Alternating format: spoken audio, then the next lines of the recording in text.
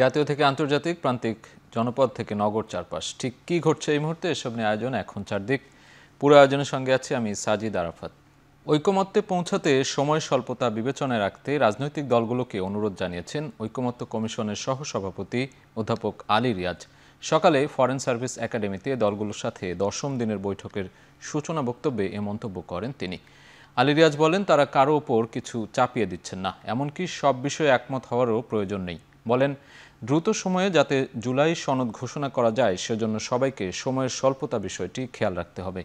দ্বিতীয় দফার 10ম দিনের এ বৈঠকে জরুরি অবস্থা ঘোষণা, উপজেলা পর্যায়ে অধস্তন আদালত সম্প্রসারণ ও সংসদে নারীর আসন বিষয়ক আলোচনা হয় বলে জানিয়েছে কমিশন।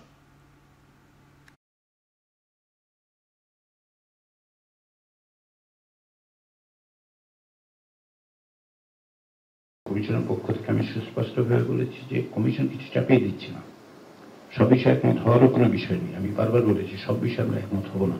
তার সবচেয়ে বড় উদাহরণ হচ্ছে এই যে প্রাথমিক পর্যায়ে যে 166টি, তার বাইরে যেগুলোর ব্যাপারে সুনির্দিষ্টভাবে অধিকাংশ দল বলেছেন এগুলো রাখা যাবে না। আমি একটা উদাহরণ দিই, মূলনীতির ক্ষেত্রে বহুত্ববাদ নিয়ে সকলেরই আপত্তি ছিল, দ্বিতীয় সংশোধিত ভাষ্যে সেটা ছিল না। কিংবা ধরুন পিপলস রিপাবলিক অফ বাংলাদেশ একটা অনুবাদ আমরা বলেছিলাম, সেটা গ্রহণযোগ্য হয়নি সকলের কাছে, বিভিন্ন বিবেচনায় আমরা সেটা আলোচনায় আনছি না। কিংবা ধরুন জনপ্রশাসন সংস্কার কমিশনের পক্ষ থেকে বলা হয়েছিল 4টে প্রদেশ করার ব্যাপারে, সেই আলোচনা তো দেখা গেছে প্রাথমিক আলোচনা সেটি অধিকাংশ দলের পক্ষ থেকে এই অবস্থায় বর্তমানে করার ব্যাপারে একমত হওয়ার ব্যাপারে একমত হওয়া যায়নি। সে কারণে আমি এটা আলোচনা আনছি না। অনেক কিছু কিন্তু বাদ দিয়ে অগ্রসর হচ্ছে, কারণ সব বিষয়ে একমত হওয়া যাবে না, কোনো অবস্থাতেই যাবে না, সকল দল সকল। তবু আমাদের চেষ্টা করতে হবে যে এইগুলো বাদ দিয়ে যে সমস্ত জায়গায় আমরা একমত হতে পারি সেই জায়গায় যেন আমরা আসতে পারি, সেই চেষ্টাটা আমাদের থাকতে হবে। ফেব্রুয়ারিতে এই অন্তর্বর্তী সরকার জাতীয় নির্বাচনের আয়োজন করবে এমন আশা প্রকাশ করেছেন বিএনপি মহাসচিব মির্জা ফখরুল ইসলাম আলমগীর। সকালে সিলেটের হজরত শাহজালাল রহমতুল্লাহি আলাহির মাজার জিয়ারত শেষে এই আশা প্রকাশ করেন তিনি। পরে শহীদ জিয়াউর রহমানের রুহের মাগফেরাত ও বিএনপি চেয়ারপারসন বেগম খালেদা জিয়ার সুস্থতা কামনায় দোয়া ও আলোচনা সভায় অংশ নেন দলের কেন্দ্রীয় নেতারা। সেখানে প্রধান অতিথির বক্তব্যে বিএনপি মহাসচিব বলেন, নির্বাচন যত দেরিতে হবে বিচার ব্যবস্থা নড়বড়ে হওয়ার পাশাপাশি দেশ ততই পিছিয়ে যাবে। একই অনুষ্ঠানে দলের স্থায়ী কমিটির সদস্য মির্জা আব্বাস পিআর পদ্ধতির সমালোচনা করে বলেন, দেশে গণতন্ত্র ও ভোট ফিরিয়ে আনতে প্রয়োজনে আন্দোলনে যাবে বিএনপি। সিলেটে আয়োজিত দোয়া মাহফিল ও আলোচনা সভায় বিএনপির কেন্দ্রীয় নেতৃবৃন্দের পাশাপাশি স্থানীয় নেতাকর্মীরা অংশ নেন।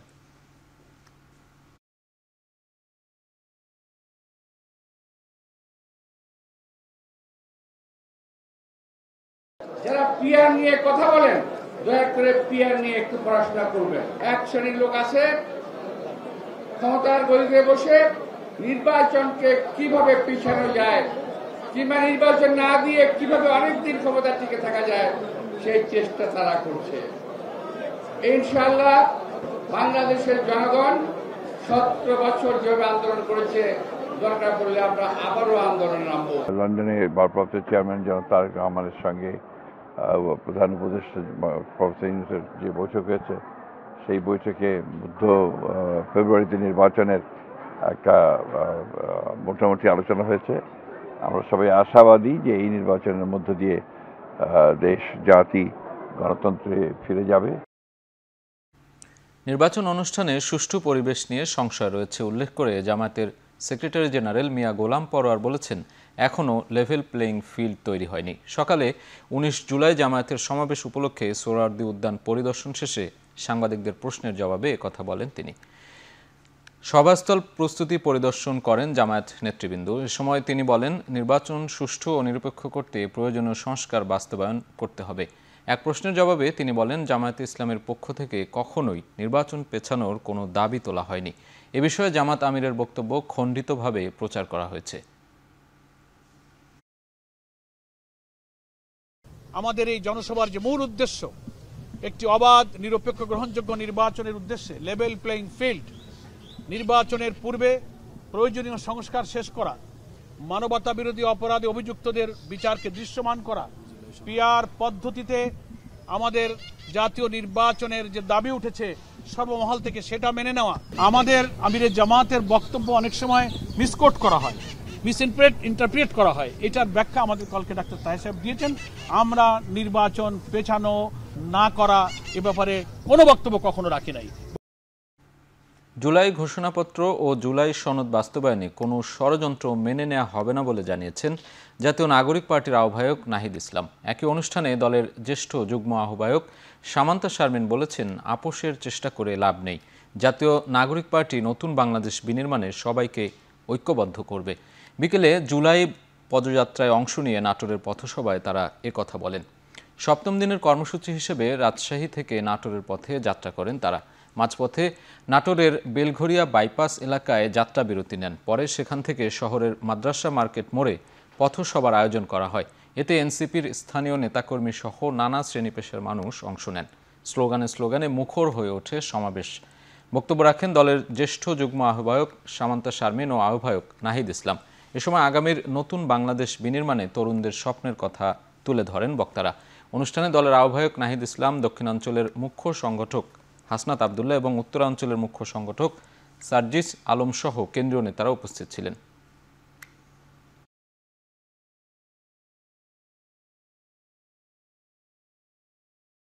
আমাদেরকে ভুলাইয়া দেবার চেষ্টা করে লাভ নাই, আমাদেরকে আপোষ করতে ডাকার চেষ্টা করে লাভ নাই। আপনারা সকলে প্রতিজ্ঞাবদ্ধ, সাথে আমরাও। যেই ছাত্র জনতার আহ্বানে আপনারা গণ অভ্যুত্থানে অংশ নিয়েছিলেন, সেই ছাত্র তরুণরা একটি নতুন রাজনৈতিক দল গঠন করেছে। সেই তরুণরা এখন দেশ গঠন করতে চায়। আপনারা সেই তরুণদেরকে সহায়তা করুন, সেই ছাত্র জনতার পাশে এসে দাঁড়ান। আমরা বিশ্বাস করি ঐক্যবদ্ধভাবে আমরা যেভাবে ফ্যাসিবাদের পতন ঘটিয়েছিলাম, সেই একইভাবে আমরা এই বাংলাদেশ বিনির্মাণ করতে পারবো। মানবতাবিরোধী অপরাধের মামলায় ক্ষমতাচ্যুত সাবেক প্রধানমন্ত্রী শেখ হাসিনার বিরুদ্ধে অভিযোগ গঠনের আদেশ বৃহস্পতিবার। একই সঙ্গে এদিন সাবেক স্বরাষ্ট্রমন্ত্রী আসাদুজ্জামান খান কামাল এবং পুলিশের সাবেক আইজিপি চৌধুরী আবদুল্লাহ আল মামুনের বিরুদ্ধেও অভিযোগ গঠনের আদেশ হবে। সোমবার আন্তর্জাতিক অপরাধ ট্রাইব্যুনালের চেয়ারম্যান বিচারপতি মোহাম্মদ গোলাম মর্তুজা মজুমদারের নেতৃত্বে ৩ সদস্যের ট্রাইব্যুনাল এ বিষয়ে আদেশের জন্য বৃহস্পতিবার দিন ধার্য করেছে।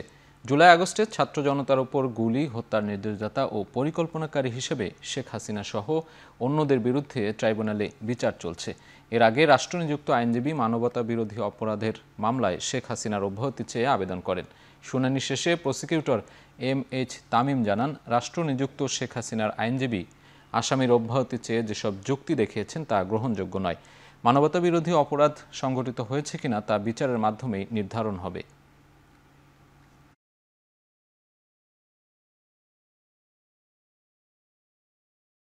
রাষ্ট্রপক্ষ থেকে আনিত যে চার্জের অভিযোগ এসছে, সেই ফর্মাল চার্জ, তার বিরুদ্ধে আমি ডিসচার্জের প্রেয়ার করেছি।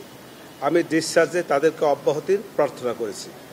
অব্যাহতির প্রার্থনার মূল যে বিষয়গুলি ছিল সেগুলো এই যে তার বিরুদ্ধে যে সমস্ত কথাবার্তা এসছে সেগুলো কল্পিত, উদ্দেশ্য প্রণোদিত, রাজনৈতিক উদ্দেশ্য প্রণোদিত এবং যেগুলো কোনো সত্যিকারের ভিত্তি নাই। এই মামলায় ওনার বিরুদ্ধে আনিত অভিযোগ অসত্য, মানে মিথ্যা। এক্ষেত্রে বিজ্ঞ চিফ প্রসিকিউটর ট্রাইব্যুনালকে জানিয়েছেন যে এটি সত্য কি মিথ্যা এটি নিরূপণের সময় চার্জ হিয়ারিং নয়। চার্জ হিয়ারিং হলো কোনো আইনগত সুস্পষ্ট ত্রুটি আছে কিনা। সত্য মিথ্যা নির্ধারণ হয় ট্রায়ালে। চার্জ ফ্রেম হলেই কেবল বিচার হবে কি হবে না সেটা নির্ধারণ করা হবে। অতএব উনি যে অভিযোগ এনেছেন, উনি যে কথা বলেছেন যে এটি অসত্য, সেটা নির্ধারণ হবে যদি চার্জ ফ্রেম হয়, তারপরে বিচারে গিয়ে। সেজন্য ওনার এই সাবমিশন গ্রহণযোগ্য নয়। সম্পদ বিবরণী দাখিল না করার মামলায় খালাস পেলেন হানিফ পরিবহনের মালিক হানিফ মিয়া। সকালে বিশেষ জজ আদালত 4-এর বিচারক রবিউল আলম এ আদেশ দেন। জাতীয় নির্বাচনে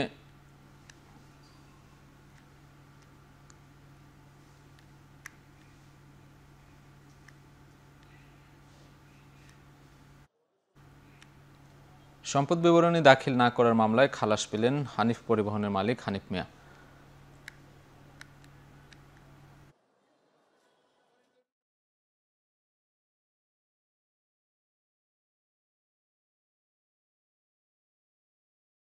মাননীয় বিচারক যিনি নিরপেক্ষভাবে প্রভাব মুক্ত হয়ে তাকে এই বিচারে খালাস দেওয়া হয়েছে, উনি সহ আমরা বিচার প্রার্থী সবাই সন্তুষ্ট। অনেক রোডে আমরা গাড়ি চালাতে পারি না, রোড পারমিট দেয় নাই, এই ধরনের সমস্যা হয়েছে। তারপরে রাস্তাঘাটে অযথা কেস করছে, চাঁদাবাজি বাড়া দিচ্ছিল, আওয়ামী লীগের লোকজন চাঁদাবাজি করতো, গাড়ি বন্ধ করে দিত কথায় কথায়। যখন আমার রায় হয়েছে তখন আমার কাউন্টার সব ভাঙচুর করছে, সারা বাংলাদেশের কাউন্টার সব ভাঙচুর করছে। আওয়ামী লীগের পদধারীরা যেন ভিন্ন পরিচয়ে ভোটে আসতে না পারে সে বিষয়ে ইসির হস্তক্ষেপ চায় এনডিএম। একই সাথে আগামী 2 মাসের মধ্যে সংসদীয় আসনের সীমানা চূড়ান্ত করে গেজেট প্রকাশের দাবি দলটির। দুপুরে নির্বাচন ভবনে সিএসির সাথে বৈঠক শেষে দলটির চেয়ারম্যান ববি হাজ্জাজ এ কথা জানান। এ সময় নির্বাচনে পিভিসি ব্যানার রাখার দাবি সহ কেন্দ্রীয় কমিটির যে লিস্টগুলো থাকে জেলা লেভেলের, উপজেলা লেভেলে, সেই কেন্দ্রীয় কমিটির কার্যকরী লিস্টধারী পজিশনে যারা ছিল তাদের সম্বন্ধে আমরা বলেছি। তাছাড়া কে বড় নেতা ছোট নেতা এটা হিসাব করার কোনো উপায় যেহেতু আমাদের কাছে নাই, এবং নির্বাচন কমিশন আইনের বাইরে কাজ করতে পারে না, তো নির্বাচন কমিশন আন্দাজে কাউকে নির্বাচন প্রসেস থেকে বার করতে পারে না। ব্যাংকিং খাতে আগামীতেও নতুন নতুন ঝুঁকি তৈরির শঙ্কা রয়েছে বলে জানিয়েছেন বাংলাদেশ ব্যাংকের governor doctor Ahsan H Mansur. আর এসব ঝুঁকি মোকাবেলায় পূর্ব প্রস্তুতি হিসেবে বিভিন্ন পদ্ধতি চালু করা হচ্ছে বলেও জানান তিনি। এর কোনো শেষ হবে না, একটা রিফর্ম যাবে আরেকটা আসবে, এবং যেটাকে আমরা বলি রিস্কের কোনো শেষ নেই। কোথা থেকে কোন ধরনের ঝুঁকি উৎপত্তি হবে সেটা কেউ বলতে পারবে না, কারো পক্ষে বলা সম্ভব নয়, কিন্তু হবে, নতুন নতুন ঝুঁকি আসবে। এটাকে আমাদের ট্যাকেল করার মতো সক্ষমতাও রাখতে হবে, আবার ঝুঁকিটাকে যতদূর সম্ভব আগে থেকে অ্যান্টিসিপেট করার চেষ্টা করতে হবে। নতুন টেলিকম পলিসি আন্তর্জাতিক মানের হবে বলে জানিয়েছেন প্রধান উপদেষ্টার ডাক, টেলিযোগাযোগ ও তথ্য প্রযুক্তি বিষয়ক বিশেষ সহকারী ফয়েজ আহমেদ তৈয়ব। তিনি বলেন, সম্প্রতি একটি রাজনৈতিক দল সংবাদ সম্মেলন করেছে নতুন টেলিকম পলিসি নিয়ে। তাদের আপত্তিগুলোও বিবেচনায় রাখছি আমরা। বিটিআরসির সাথে আলোচনা শেষ হয়েছে, এখন আন্তঃমন্ত্রণালয়ে আলোচনা চলছে বলেও জানান তিনি। তিনি আরও বলেন, এখন বিদেশ থেকে ব্যান্ডউইথ ইচ্ছামতো কেনা যাবে না, ন্যূনতম 50% ব্যান্ডউইথ সাবমেরিন কেবল থেকে নিতে হবে। এর মাধ্যমে ভারত নির্ভরতা কমবে বলেও জানান তিনি। প্রতিটা স্তরে দেশীয়দের স্বার্থ সুরক্ষার জন্য একটা ক্যাপিং, আন্তর্জাতিক মালিকানার একটা ক্যাপিং তৈরি করে দিয়েছি। যারা নতুন বিনিয়োগকারীদেরকে টেলিকম লাইসেন্স ব্যবস্থায় আসতে দিতে চায় না, এবং একই সাথে যারা বর্তমান সিন্ডিকেট করে রেখেছে, আমরা তাদেরকে নতুন লাইসেন্স ব্যবস্থায় বিনিয়োগ বিবেচনা করছি না, বরং তারা কিভাবে মাইগ্রেশন হতে পারে, কর্মসংস্থানগুলো কিভাবে রক্ষা করতে পারে, সেজন্য আমরা বলেছি দুটো বিষয় করতে হবে। প্রথমত, লাইসেন্সের লাইফ টাইম শেষ হলে তাদেরকে নতুন লাইসেন্সিং ব্যবস্থায় নতুনভাবে লাইসেন্স নিতে হবে এবং নতুন বিনিয়োগ নিয়ে আসতে হবে। বাংলাদেশের প্রায় মোট ইন্টারনেটের প্রায় 70% ভারত নির্ভর হয়ে গিয়েছিল, সেজন্য এই পলিসির সুফল আমরা পেয়েছি। দায়িত্বশীল আচরণ করলে এনবিআর কর্মকর্তাদের ভয়ের কোনো কারণ নেই বলে আশ্বস্ত করেছেন এনবিআর চেয়ারম্যান আব্দুর রহমান খান। তবে সীমা লঙ্ঘনকারীদের ভিন্নভাবে দেখা হবে বলেও হুঁশিয়ারি দেন তিনি। সোমবার দুপুরে ঢাকা কাস্টমস হাউস পরিদর্শন শেষে তিনি কথা বলেন। দাবি করেন, কাস্টমস অপারেশন স্বাভাবিকভাবেই চলছে। এ সময় অনলাইনে শুল্ক কর জমা দিতে নতুন সফটওয়্যার উদ্বোধন করে তিনি বলেন, 1 সপ্তাহের মধ্যে শতভাগ সুবিধা পাবে এই উদ্যোগে। আর এ অর্থ সরাসরি সরকারি কোষাগারে জমা হবে বলেও জানান তিনি। বিদায়ী অর্থবছরে 3,68,000 কোটি টাকার রাজস্ব আদায় হয়েছে উল্লেখ করে এনবিআর চেয়ারম্যান আরও বলেন, এর পরিমাণ আরও বাড়বে। কাস্টমসে ব্যবসায়ীরা যেন কোনো ধরনের বিড়ম্বনায় না পড়েন সে নির্দেশনাও দেন তিনি। এছাড়াও ব্যাগেজ রুলসে পরিবর্তন আনার কথাও জানান এনবিআর চেয়ারম্যান। এই বছর আমরা সাধারণ যাত্রীদের জন্য বলেছি একটা মোবাইল বছরে উনি বিনা ট্যাক্সে আনতে পারবেন, কিন্তু আমাদের প্রবাসী ভাইয়েরা যারা আমাদের বিশেষ করে শ্রম জনশক্তি অধিদপ্তরের যারা কার্ডধারী, বিএমইটি কার্ডধারী, তারা 2টো মোবাইল পর্যন্ত আনতে পারবেন। তাদের যে কাজকর্ম সেগুলো যদি তারা সুষ্ঠুভাবে সম্পন্ন করে, তাহলে আমি মনে করি না যে তাদের কোনো ভয়ের কোনো কারণ আছে। আর কেউ কেউ হয়তো একটু না, অনেক বড় আকারেরই যেটা আমরা বলবো যে সীমা লঙ্ঘন করেছে, সেটা হয়তো ভিন্নভাবে দেখা হবে। চাকরিতে পুনর্বহাল, রাষ্ট্রীয় সুযোগ সুবিধা নিশ্চিত করা সহ ৩ দফা দাবিতে কাকরাইল মোড়ে অবস্থান নেয়া চাকরিচ্যুত বিডিআর সদস্যদের ওপর লাঠিচার্জ ও জলকামান নিক্ষেপ করে ছত্রভঙ্গ করে দিয়েছে পুলিশ।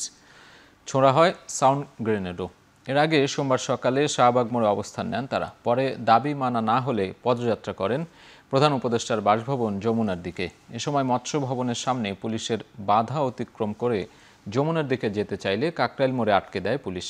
সরে যেতে 10 মিনিটের আলটিমেটাম দেয় তারা। এক পর্যায়ে তারা সরে না গেলে লাঠিচার্জের পাশাপাশি জলকামান ও সাউন্ড গ্রেনেড নিক্ষেপ করে তাদেরকে ছত্রভঙ্গ করে দেয় পুলিশ। এতে বেশ কয়েকজন আহত হওয়ার দাবি করেন চাকরিচ্যুত বিডিআর সদস্যরা। দাবি আদায় না হলে সড়ক ছাড়বেন না বলেও হুমকি দেন তারা।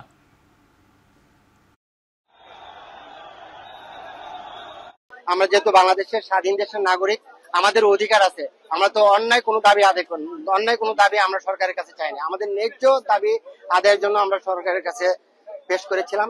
প্রতিমধ্যে ওই যে যমুনার রাস্তায় আমাদেরকে পুলিশ অমানসিক ভাবে নির্যাতন করেছে, সাউন্ড গ্রেনেড নিক্ষেপ করেছে, লাঠি চার্জ করছে এবং দেখেন যদি দেখেন এখানে পুলিশ আমাকে আহত করছে, আমাদেরকে ধরে নিয়ে গেছেন। তো আমরা অনুরোধ করছি যাতে সরকারের কাছে আমাদের সাথীবাদীকে ছেড়ে দেওয়া হয় এবং আমাদের ন্যায্য দাবি যেন মেনে নেওয়া হয়। নতুন বাংলাদেশ গড়তে কারিগরি শিক্ষার কোনো বিকল্প নেই মন্তব্য করেছেন শিক্ষা উপদেষ্টা ডক্টর সিআর আবরার। সকালে নারায়ণগঞ্জের বন্দর উপজেলায় জামিয়া ইসলামিয়া আলিম মাদ্রাসা অ্যান্ড ভোকেশনাল স্কুল পরিদর্শন এসে এ মন্তব্য করেন তিনি। এ সময় বর্তমান বিশ্ব ব্যবস্থার কথা তুলে ধরে তিনি আরও বলেন, বিশ্বের সাথে তাল মেলাতে প্রযুক্তিগত উন্নয়ন প্রয়োজন। জানান, নতুন বাংলাদেশ গড়ার সামনের সারির কারিগর হবেন ভোকেশনালের শিক্ষার্থীরা। এ সময় বর্তমান বিশ্ব ব্যবস্থার কথা তুলে ধরে তিনি আরও বলেন, প্রযুক্তিগত উন্নয়নের প্রয়োজন, সেজন্য হাতে কলমে শিক্ষার উপর জোর দিতে হবে। একই সঙ্গে মাদ্রাসা শিক্ষা ব্যবস্থার আধুনিকায়নের কথাও জানান শিক্ষা উপদেষ্টা। পাশাপাশি মাদ্রাসা শিক্ষার্থীদের কারিগরি শিক্ষার প্রয়োজনীয়তার কথা তুলে ধরেন শিক্ষা উপদেষ্টা। কারিগরি শিক্ষার কোনো বিকল্প নাই। আমি দৃঢ়ভাবে বিশ্বাস করি নতুন বাংলাদেশ গড়ার যে সুযোগ এসছে, সেই বাংলাদেশকে গড়ে তোলার কারিগর মানে সামনের সারির কারিগর হবে, ফ্রন্ট লাইন কারিগর হবে এই কারিগরি শিক্ষা ব্যবস্থার যারা ছাত্রছাত্রী। দর্শক, এই মুহূর্তে রাজধানীর ফরেন সার্ভিস একাডেমিতে জাতীয় ঐক্যমত্য কমিশনের সঙ্গে বৈঠক শেষে কথা বলছেন ডক্টর আলী রিয়াজ। সরাসরি চলে যাচ্ছে সেখানে। ঐক্যমত্য কমিশনের সাথে আলোচনায় অংশগ্রহণকারী রাজনৈতিক দল ও জোটগুলো উপজেলা পর্যায়ক্রমে অধস্থন আদালত সম্প্রসারণের ক্ষেত্রে একমত পোষণ করেছে। তবে দল ও জোটগুলো অধস্থন আদালত সম্প্রসারণের জন্য কিছু বিষয় বিবেচনা নেওয়া প্রয়োজন বলে মনে করে এবং সেগুলো আমি আপনাদের জানাচ্ছি। কিন্তু প্রধান গুরুত্বপূর্ণ বিষয়টি হচ্ছে যে জাতীয় ঐক্যমত্যের ব্যাপারে রাজনৈতিক দলগুলো উপজেলা পর্যায়ে অধস্থন আদালত সম্প্রসারণের ব্যাপারে একটি ঐক্যমত্যে পৌঁছেছে। যে বিবেচনার কথা বলা হচ্ছে, যেগুলো বিবেচিত হওয়া উচিত বলে মনে করছে রাজনৈতিক দলগুলো এবং জোটগুলো, সেগুলো হচ্ছে 1 নম্বর, যে সকল উপজেলাসমূহ জেলা সদরে অবস্থিত অর্থাৎ সদর উপজেলা, সে সকল উপজেলা সমূহে আদালতসমূহ জেলা জজ কোর্টের সাথে সংযুক্ত রেখে সুনির্দিষ্ট করে দিতে হবে। 2, বিদ্যমান চৌকি আদালত, দ্বীপাঞ্চল ও ইতিমধ্যে প্রতিষ্ঠিত উপজেলা আদালত সমূহ বহাল রেখে এর প্রয়োজনীয় অবকাঠামো নির্মাণ করতে হবে। 3, জেলা সদরের কাছাকাছি উপজেলাগুলোতে নতুন আদালত স্থাপনের প্রয়োজন নেই, এজন্য প্রয়োজনীয় জরিপ পরিচালনা করা দরকার এবং তার ভিত্তিতে সেটা সমাপ্ত করা দরকার। 4, অবশিষ্ট যে উপজেলাগুলো থাকবে সেই অবশিষ্ট উপজেলাগুলোর জনসংখ্যার ঘনত্ব, ভৌগোলিক অবস্থান ও বৈশিষ্ট্য, যাতায়াত ব্যবস্থা, দূরত্ব, অর্থনৈতিক অবস্থা, মামলার সংখ্যা বিবেচনায় নিয়ে পর্যায়ক্রমে আদালত স্থাপন করা। 5, অধস্থন আদালতের জন্য প্রয়োজনীয় অবকাঠামো অর্থ বরাদ্দ নিশ্চিত করা এবং 6, আইনগত সহায়তা কার্যক্রম উপজেলা পর্যায় পর্যন্ত সম্প্রসারিত করা। এইগুলো বিবেচনায় নিয়ে যে ঐক্যমত্য প্রতিষ্ঠিত হয়েছে উপজেলা পর্যায়ে অধস্থন আদালত সম্প্রসারণের, ঐকমত্য কমিশন এবং রাজনৈতিক দলগুলো আশা করে সেটা ভবিষ্যতে বাস্তবায়িত হবে। দ্বিতীয় যে বিষয় নিয়ে আমরা দীর্ঘ সময় ধরে আলোচনা করেছি সেটি হচ্ছে জরুরি অবস্থা। বাংলাদেশের বিদ্যমান সংবিধানের 141 ধারা অনুচ্ছেদে যে জরুরি অবস্থা জারির বিষয় আছে সে বিষয়ে আলোচনা হয়েছে আজকে। অত্যন্ত গুরুত্বপূর্ণ আলোচনা আমি বলবো এই কারণে যে এই বিষয়ে অতীতে খুব বেশি আলোচনার সুযোগ আমাদের এখানে ছিল না। রাজনৈতিক দলগুলো বিভিন্ন অবস্থান থেকে আসলেও কার্যত দুটো বিষয়ে আজকের দিনে একমত হওয়া গেছে। এর একটি হচ্ছে এই যে বিদ্যমান সংবিধানের 141 যে অনুচ্ছেদ আছে তার ক খ গ সমস্ত কিছুর ক্ষেত্রেই এইটা সংশোধন, সংযোজন, বিযোজন, পরিবর্তন করার ব্যাপারে ঐকমত্য হয়েছে। ফরেন সার্ভিস একাডেমিতে সরাসরি কথা বলছিলেন ডক্টর আলী রিয়াজ। এনটিআরসি এর 18তম শিক্ষক নিবন্ধন পরীক্ষার ভাইভা পর্ব নিয়ে অসন্তোষ প্রকাশ করেছেন ভুক্তভোগী পরীক্ষার্থীরা। দুপুরে এনটিআরসি ভবনের সামনে অবস্থান নেয় ভুক্তভোগী পরীক্ষার্থীরা। এর আগে সকাল থেকেই শাহবাগের জাতীয় জাদুঘরের সামনে চারপাশে জমায়েত হতে থাকেন দেশের বিভিন্ন প্রান্ত থেকে আসা 18তম শিক্ষক নিবন্ধন পরীক্ষার অনুত্তীর্ণ করা পরীক্ষার্থীরা। ভাইভা নিয়ে অনিয়ম, পক্ষপাত দুষ্ট ও স্বচ্ছতা বিবর্জিত বলে অভিযোগ করেন তারা। তারা বলেন, এই ভাইভা একটি প্রহসন ছাড়া কিছু নয়, এটি বাতিল করে পুনর্মূল্যায়নই একমাত্র সমাধান।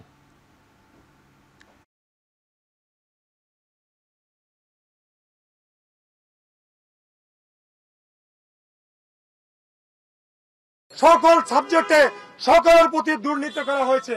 আমাদের দাবি একটাই, যে কোনো মূল্যে 21,000 সনদ চাই। আমরা যারা বঞ্চিত হয়েছে আমাদেরকে কোন ধরনের রায়ের পক্ষে কার্যকরের কোন আশ্বাস এখন পর্যন্ত এনটিআরসি কর্তৃপক্ষ দেয় নাই। 22 দিন যাবত আজকে আমরা রাস্তায় আছি। 64 জেলার মানুষ আমাদেরকে কোনো এনটিআরসি তরফ থেকে আশ্বাস দেয় নাই। তারা বলছিল কারিগরি ত্রুটির কারণে। স্বাস্থ্য শিক্ষা অধিদপ্তরের সাথে বৈঠকে কোনো আশ্বাস না পাওয়ায় সরকারি ইউনানি ও আয়ুর্বেদিক মেডিকেল কলেজ ও হাসপাতালের শিক্ষার্থীরা আন্দোলন অব্যাহত রেখেছেন। দুপুরে বৈঠক শেষে একথা জানায় শিক্ষার্থীদের প্রতিনিধি দল। ইউনানি ও আয়ুর্বেদিক মেডিকেল অফিসারের নিয়োগযোগ্যতা সংক্রান্ত মতামতের বিতর্কিত চিঠি বাতিল এবং বৈষম্য নিরসনে পৃথক আইন প্রণয়নের দাবিতে স্বাস্থ্য শিক্ষা অধিদপ্তরের সামনে অবস্থান কর্মসূচি পালন করছে শিক্ষার্থীরা। এ সময় তারা বলেন, দাবি মানা না হলে আরও কঠোর আন্দোলনে যাবেন তারা।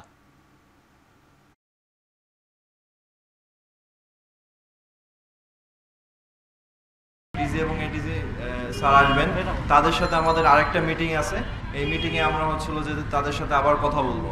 তো তাদেরকে আমরা স্পষ্টভাবে বলে দিয়েছি, আমাদের যতক্ষণ না পর্যন্ত আইন কাউন্সিল হবে ততক্ষণ পর্যন্ত কোনো শিক্ষার্থী রাজপথ ছাড়বে না। আমাদের একটাই দাবি, আইন কাউন্সিল যত দ্রুত সম্ভব আমাদেরকে দিতে হবে।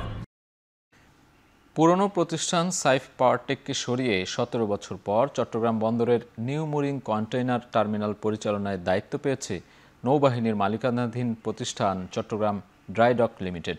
রোববার রাত থেকে এনসিটি পরিচালনার ভার বুঝে নিয়েছে নৌবাহিনী পরিচালিত প্রতিষ্ঠানটি। বন্দর কর্তৃপক্ষ বলছে, অপারেটর পরিবর্তন হলেও নতুন ব্যবস্থাপনায় এনসিটি পরিচালনায় তেমন কোনো পরিবর্তন আসেনি।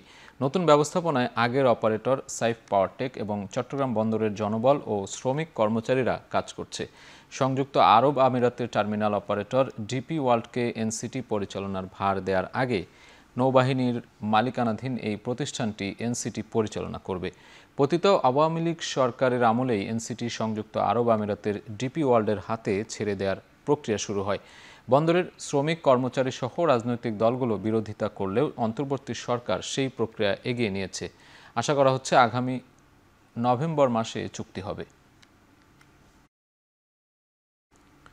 নেত্রকোনায় রেলওয়ের জায়গা অবৈধ স্থাপনা উচ্ছেদ বন্ধের দাবিতে ব্যবসায়ী ও দখলদাররা বিক্ষোভ করেছে। সোমবার সকাল থেকে শহরের সাতপাই রেলগেট এলাকায় অবস্থান নিয়ে বিক্ষোভ করেন তারা। এ সময় উচ্ছেদ অভিযান বন্ধের দাবিতে বিভিন্ন স্লোগান দেন দখলদাররা। এর আগে পূর্ব নির্ধারিত সূচি অনুযায়ী সকাল 10টার দিকে সেনাবাহিনী ও পুলিশের সহায়তায় উচ্ছেদ অভিযানে আসেন রেলওয়ের কর্মকর্তারা। কিন্তু সেখানে অবস্থান নেয়া ব্যবসায়ী ও দখলদারদের বাধার মুখে দুপুর 12টা পর্যন্ত অভিযান শুরু করতে পারেনি কর্তৃপক্ষ। স্থানীয়রা জানান, দীর্ঘদিন ধরে রেলওয়ের জায়গায় শতাধিক দোকানে ব্যবসা করে জীবিকা নির্বাহ করে আসছিলেন তারা। হঠাৎ নির্দিষ্ট কিছু অংশে উচ্ছেদ অভিযানকে ষড়যন্ত্র বলছেন ব্যবসায়ীরা।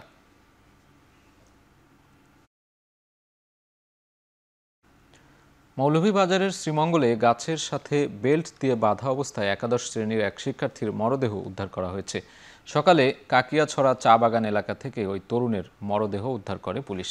পুলিশ জানায়, কালীঘাট ইউনিয়নের কাকিয়াছড়া চা বাগান এলাকায় গাছের সাথে বেল্ট দিয়ে বাঁধা অবস্থায় মরদেহটি দেখতে পায় স্থানীয়রা। পুলিশ মরদেহ উদ্ধার করে ময়নাতদন্তের জন্য সদর হাসপাতালের মর্গে পাঠায়। তাকে শ্বাসরোধে হত্যা করা হয়েছে বলে ধারণা পুলিশের। নিহত হৃদয় আহমেদ ইয়াসিন শাহিবাগ এলাকার লিটন মিয়ার ছেলে। সে বিভিন্ন সময়ে ডিশ ও ওয়াইফাই কোম্পানির লাইনম্যান হিসেবেও কাজ করত। ঘটনার সাথে জড়িতদের গ্রেপ্তারে অভিযান চলছে বলে জানিয়েছে পুলিশ।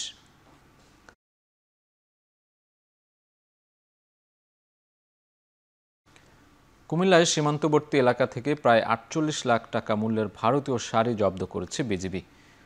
দুপুরে প্রেস বিজ্ঞপ্তিতে 10 বিজিবি ব্যাটালিয়নের অধিনায়ক লেফটেন্যান্ট কর্নেল মীর আলী এজাজ জানান, সোমবার ভোরে সদর উপজেলার বিবির বাজার বিওপির টহল দল সীমান্ত এলাকায় মাদক ও চোরাচালান বিরোধী অভিযানে যায়।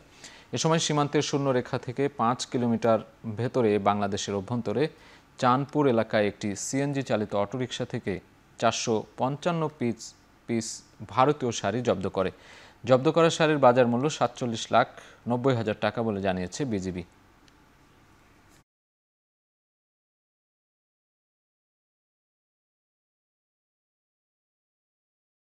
ফাইভজির রেডিনেস পিছিয়ে পড়া রোধ করতে বিটিসিএল এর প্রকল্প চালিয়ে নিতে প্রধান উপদেষ্টার বিশেষ সহকারী ফয়েজ আহমেদ তৈয়ব দুদককে যে চিঠি দিয়েছেন, তাতে সংস্থাটির কার্যক্রম বাধাগ্রস্ত করবে না বলে জানিয়েছেন উপপরিচালক আক্তারুল ইসলাম।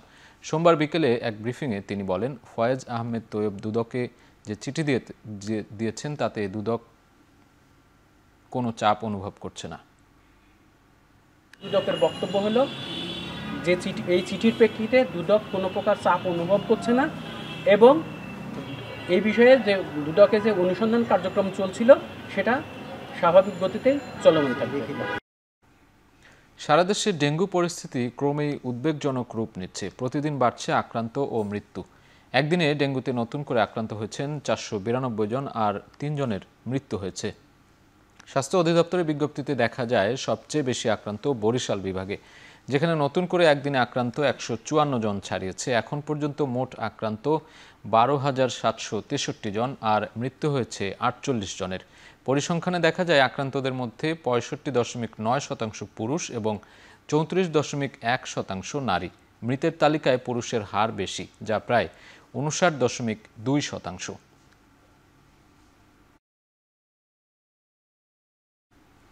চার দফা দাবিতে কুষ্টিয়ায় মানববন্ধন করেছে ওজোপডিকের লাইন সাহায্যকারী শ্রমিকরা। দুপুরে ওজোপাডিকো কুষ্টিয়া অফিসের সামনে সড়কে মানববন্ধন অনুষ্ঠিত হয়। এ সময় চলমান নিয়োগ প্রক্রিয়ায় বয়স ও শিক্ষাগত যোগ্যতার সংশোধন, বিকলাঙ্গ শ্রমিকদের স্থায়ীকরণ ও বেতনভুক্ত করার দাবি জানান তারা। বক্তারা বলেন, দীর্ঘদিন ধরে বিনা বেতনে কাজ করলেও এখন আর তা সম্ভব হচ্ছে না। রাজস্ব খাতের কারিগরি শাখায় পর্যাপ্ত জনবল না থাকায় সেখানে কাজ করছেন তারা। তারা জানান, ঝুঁকি নিয়ে গ্রিড লাইন ও সাবস্টেশনের কাজ করতে হচ্ছে তাদের। মানববন্ধন শেষে স্মারকলিপি জমা দেন তারা।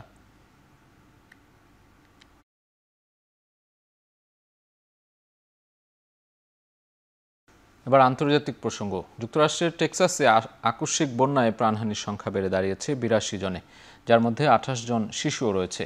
এ ঘটনায় এখনও নিখোঁজ 41 জন। মৃতের সংখ্যা আরও বাড়তে পারে বলে আশঙ্কা করছে টেক্সাস সরকার। বৃহস্পতিবারের অতিবৃষ্টিতে টেক্সাসের গুয়াডালুপে নদীর পানির উচ্চতা 29 ফুট পর্যন্ত বেড়ে গিয়ে লোকালয়ে ঢুকে পড়ে। এতে ব্যাপক ক্ষতির মুখে পড়ে কার কাউন্টি। টেক্সাসের এই ঘটনাকে ভয়ঙ্কর বলে উল্লেখ করেছেন অঙ্গরাজ্যটির গভর্নর গ্রেগ অ্যাবট। এছাড়াও অঙ্গরাজ্যটিতে আগামী 2-1 দিনের মধ্যে বড় ধরনের ঝড়ের পূর্বাভাস দিয়েছে মার্কিন আবহাওয়া বিভাগ। এমন পরিস্থিতিতে শুক্রবার টেক্সাস সফরে যাবেন মার্কিন প্রেসিডেন্ট ডোনাল্ড ট্রাম্প। এদিকে চীনের তাইওয়ানের দক্ষিণাঞ্চলে টাইফুন ডানার আঘাতে নিহত হয়েছেন অন্তত 2 জন, আহত প্রায় 350 মানুষ। সোমবার সকালে দ্বীপরাষ্ট্রটির দক্ষিণ পশ্চিম উপকূলে আঘাত হানে এটি। টাইফুন ডানার আঘাতে দেশটির চিআই কাউন্টিতে ব্যাপক ক্ষয়ক্ষতি হয়। তলিয়ে যায় রাস্তাঘাট, বাড়িঘর ও ধর্মীয় উপাসনালয়। কয়েক ঘন্টা বিচ্ছিন্ন থাকে বিদ্যুৎ সংযোগ। ক্ষয়ক্ষতি এড়াতে বন্ধ রাখা হয়েছে স্কুল, কলেজ ও শিক্ষা প্রতিষ্ঠান। চীনের আবহাওয়া বিভাগের তথ্যমতে এবছর এখন পর্যন্ত চতুর্থবারের মতো টাইফুনের কবলে পড়েছে তাইওয়ান।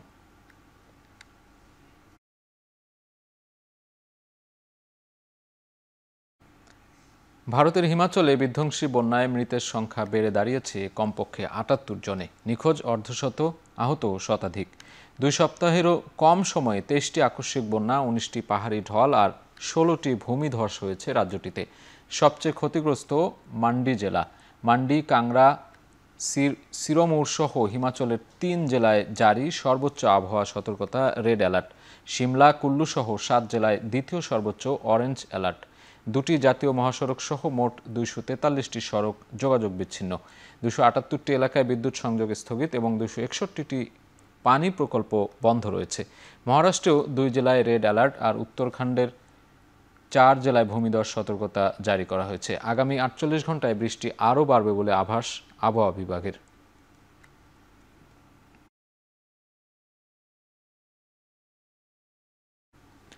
আবারও পাল্টাপাল্টি হামলা চলছে ইসরায়েল ও ইয়েমেনের হুতি বিদ্রোহীদের মধ্যে।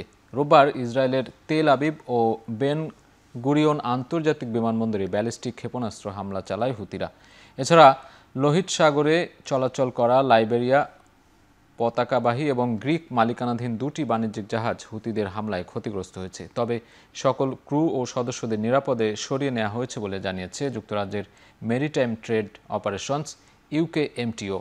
ইসরায়েল হুতিদের মধ্যে উত্তেজনা বাড়ায় এই অঞ্চল দিয়ে চলাচলকারী সব নৌযানকে সতর্কতা অবলম্বনের পরামর্শ দেওয়া হয়েছে। এরই মধ্যে এসব হামলার পাল্টা জবাব দিয়েছে ইসরায়েল। হুতি নিয়ন্ত্রিত ইয়েমেনের 3টি বন্দর, একটি জাহাজ এবং একটি বিদ্যুৎ কেন্দ্রে হামলার দাবি করছে ইসরায়েলি বাহিনী। সবগুলো হামলা প্রতিহত করার দাবি করেছে হুতিরা। এদিকে লেবাননেও হামলা চালিয়েছে ইসরায়েল। এই অবস্থায় ইরান সমর্থিত গোষ্ঠীটি জানিয়েছে ইসরায়েলি আগ্রাসন না থামলে এবং দক্ষিণ লেবানন থেকে ইসরায়েলি সেনাদের প্রত্যাহার না করলে আত্মসমর্পণ করবে না তারা।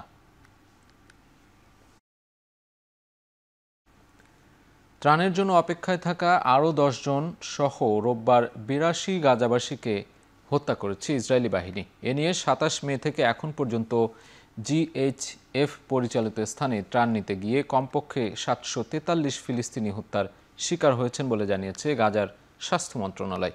এই অবস্থায় গাজায় নিঃশর্ত যুদ্ধবিরতির আহ্বান জানিয়েছেন ব্রিক্সের নেতারা। 10 উন্নয়নশীল দেশের এ জোটটির যৌথ বিবৃতিকে স্বাগত জানিয়েছে হামাস।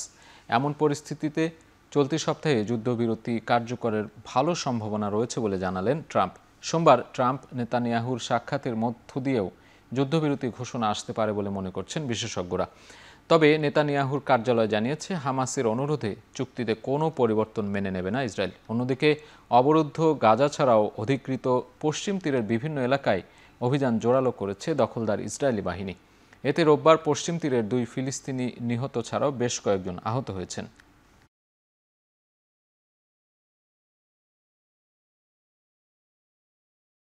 এবার খেলার প্রসঙ্গ। সেপ্টেম্বরে ফিফা উইন্ডোতে নেপালের বিপক্ষে 2টি প্রীতি ম্যাচ খেলবে বাংলাদেশ। কাঠমান্ডুর দশরথ স্টেডিয়ামে ম্যাচ 2টি অনুষ্ঠিত হবে 6 ও 9 সেপ্টেম্বর। সেপ্টেম্বর উইন্ডোতে অধিকাংশ বিশ্বকাপ বাছাই এবং অন্য দেশগুলোর প্রতিপক্ষ আগেই নির্ধারিত হওয়ায় এশিয়ায় মনোনিবেশ করেছে বাফুফে। শেষ পর্যন্ত আলোচনায় নেপাল শ্রীলঙ্কায় ম্যাচ খেলার বিষয়ে এগিয়েছিল। শ্রীলঙ্কা কলম্বোতে ভুটানের বিপক্ষে খেলবে। নেপাল ফুটবল ফেডারেশন আনুষ্ঠানিক ঘোষণা দিলেও বাফুফে এখনও কিছু জানায়নি। বাংলাদেশের এশিয়ান কাপ বাছাইয়ের পরবর্তী ম্যাচ ঢাকায় 9 অক্টোবর হংকংয়ের বিপক্ষে। হংকংয়ের ফিফা র্যাঙ্কিং 153। 7 ঘন্টা লম্বা যাত্রা শেষ করে মিয়ানমার থেকে রোববার দিবাগত রাতে ঢাকায় এসেছিলেন মনিকা চাকমা, ঋতুপর্ণা চাকমারা। কিন্তু সোমবার ভোরের আলো ফোটার পরই দেশ ছাড়লেন তারা। 2 তারকার গন্তব্য এবার ভুটানে। সকালে নিজেদের সামাজিক যোগাযোগ মাধ্যম থেকে ভুটান যাত্রার কথা নিশ্চিত করেছেন 2 তারকা। জাতীয় দলের মতো ভুটানের লিগেও সতীর্থ মনিকা এবং ঋতুপর্ণা। সেখানে পারো FC'র জার্সিতে মাঠ মাতাবেন তারা। নারী ফুটবলারদের দলকে বাফুফে গভীর রাতে সংবর্ধনাও দিয়েছে এই দুই তারকার ব্যস্ততার কথা মাথায় রেখে। ভুটানের এই লিগে আছেন আরও বেশ কয়েকজন ফুটবলার। জাতীয় দলের ব্যস্ততা শেষ করে তারাও যাবেন লিগ মৌসুম শেষ করতে। আর আগে থেকেই সেখানে অবস্থান করছেন সাবিনা খাতুম, মাতসুমিশা, সুমাইয়ারা।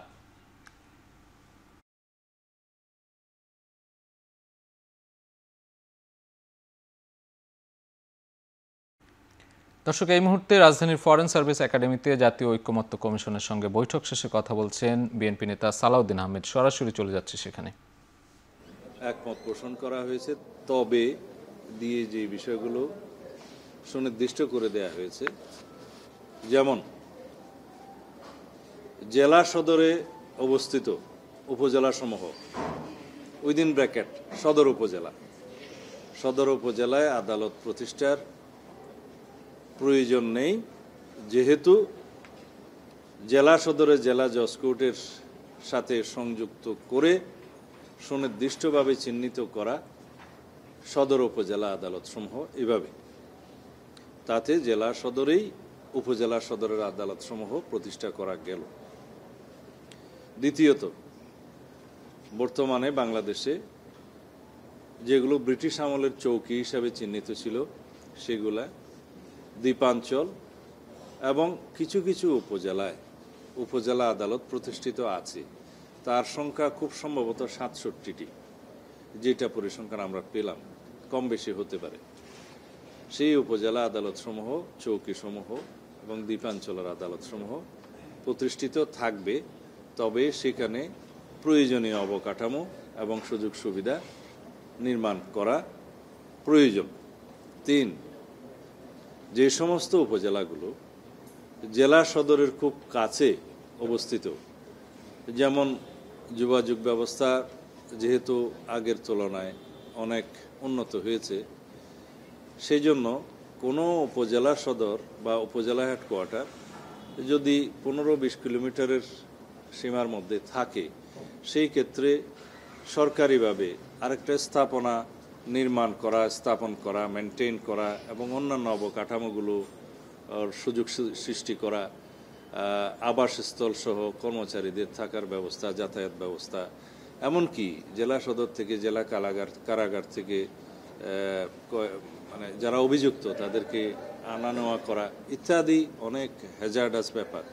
সেই জন্য সেই বিবেচনায় একটা বিস্তারিত জরিপ কার্য পরিচালনা শেষে সেই জায়গাগুলোকে জেলা সদরের অতি সন্নিকটে যে সমস্ত উপজেলা হেডকোয়ার্টার আছে, সেই জায়গাগুলোতেও আদালত স্থাপনের প্রয়োজন নাই মর্মে মতামত দেয়া হয়েছে। ৪, যে সমস্ত উপজেলায় দূরত্ব বিবেচনায়, জনঘনত্ব বিবেচনায় এবং অর্থনৈতিক অবস্থা বিবেচনায়, যোগাযোগ এবং অন্যান্য বিষয়গুলো বিবেচনায় নিয়ে কোন কোন উপজেলায় কত মামলা আছে সেটাও বিবেচনায় নেওয়া হয়েছে। ফরেন সার্ভিস একাডেমিতে সরাসরি কথা বলছিলেন বিএনপির স্থায়ী কমিটির সদস্য সালাউদ্দিন আহমেদ। সরাসরি ছিলাম সেখানে। শেষ করছি এখন চারদিক। এখন টেলিভিশন ওয়েবসাইটে দেখতে ভিজিট করুন www.ekhon.tv। এছাড়া ফেসবুকে দেখতে ভিজিট করুন facebook.com/tv.ekhon। ইউটিউব দেখতে ভিজিট করুন youtube.com/c/ekhon tv।